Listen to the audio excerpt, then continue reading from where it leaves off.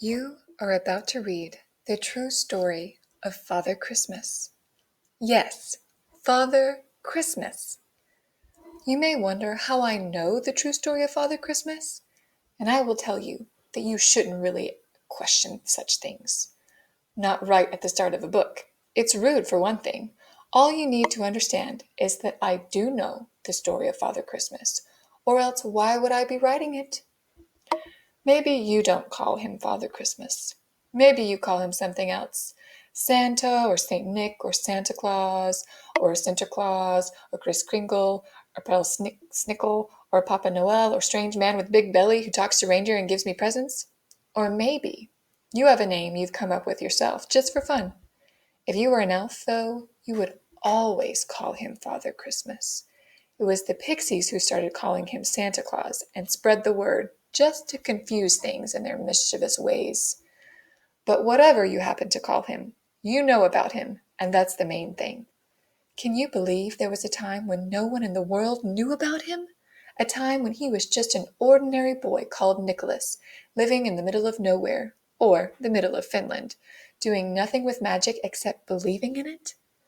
A boy who knew very little about the world except the taste of mushroom soup, the feel of a cold north wind, and the stories he was told, and who only had a doll made out of a turnip to play with. But life was going to change for Nicholas in ways he could never have imagined. Things were going to happen to him. Good things, bad things. But if you are one of those people who believe that some things are impossible, you should put this book down right away. It is most certainly not for you, because this book is full of impossible things.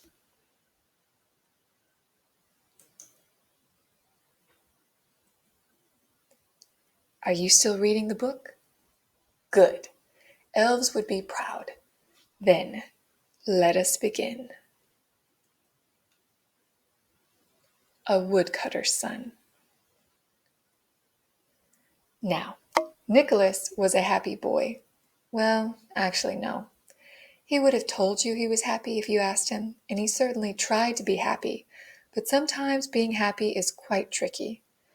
I suppose what I am saying is that Nicholas was a boy who believed in happiness, the way he believed in elves and trolls and pixies, but he had never actually seen an elf or a troll or a pixie, and he hadn't really seen proper happiness either, at least, not for a very long time.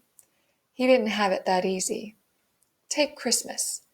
This is a list of every present Nicholas received for Christmas in his entire life.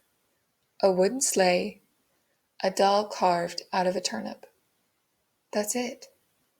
The truth is that Nicholas's life was hard, but he made the best of it. He had no brothers or sisters to play with, and the nearest town, Kristinehamn, was a long way away.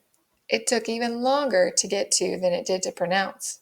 And anyway, there wasn't much to it in the town, except to go to church or look in the window of the toy shop. "Papa, look, a wooden reindeer!" gasped Nicholas as he pressed his nose against the glass. Or, "Look, an elf doll!" Or, "Look, a cuddly doll of the king!"